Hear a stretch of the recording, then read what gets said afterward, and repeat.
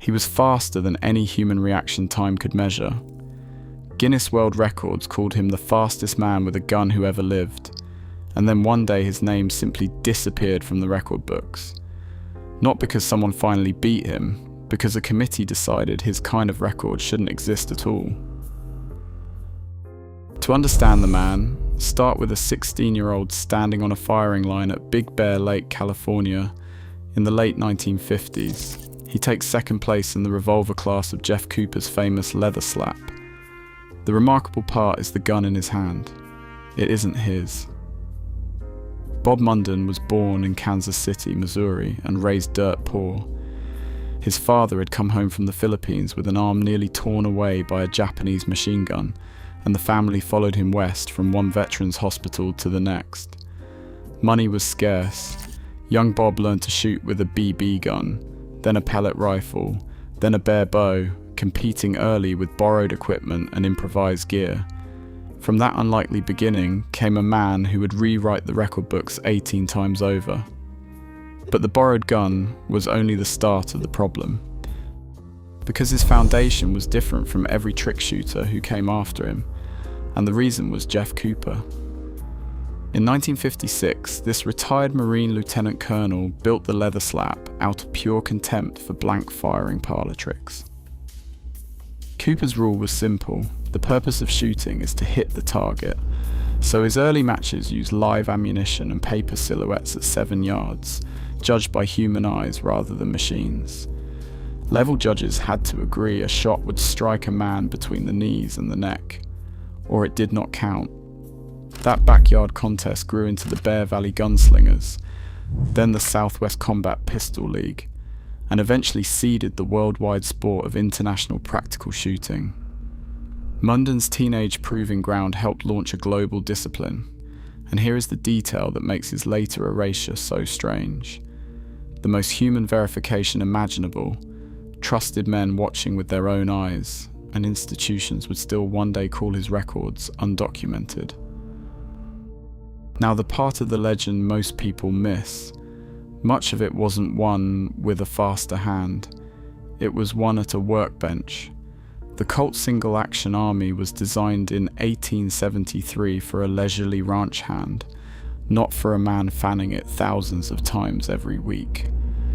Under that punishment, the flat spring snapped, the locking bolt sheared, and the heavy cylinder kept spinning after the hammer fell.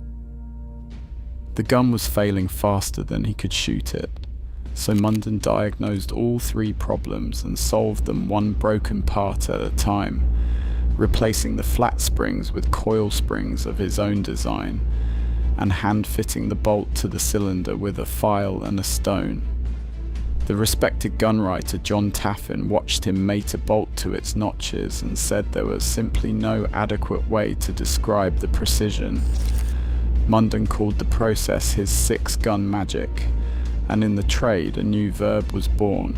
A tuned single action was said to be Mundenized. He compared it to buying a stock car and racing it the next day.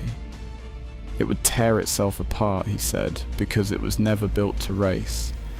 And once the machine could survive him, the times he set stopped sounding human. By 1961, he was winning nearly every shoot he entered, and the records began to stack up. 18 of them, a walk and draw level record of 15/100ths of a second. Then at the Guinness Museum opening in New York, a self-start draw clocked at 0.175 seconds. That is faster than the human brain finishes registering that anything has moved. Using live ammunition, he hit a steel target 21 feet away in 21/100ths of a second. Every one of them was set with a real stock-weight Colt 45, never a lightweight funny gun. And then the record books turned on him. In 1981, Munden called his publisher to ask why his name had vanished. The answer had nothing to do with speed.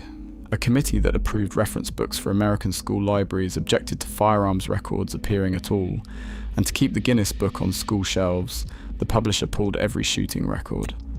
Munden's records went out alongside those of Annie Oakley, Ed McGivern, and Tom Fry. In his own words, a small group of people who had grown up far from the shooting sports could quietly erase history.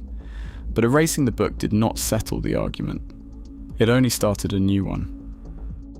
Because the World Fast Draw Association reset its records when timing equipment changed from analog to digital, and older paperwork was lost along the way.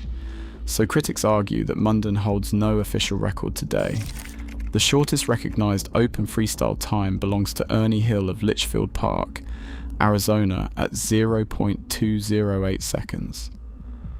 Skeptics point out that one of Munden's records was reportedly clocked at a used car dealership, and that his claim of thousands of trophies was never fully catalogued. So it comes down to the oldest question in the gun world.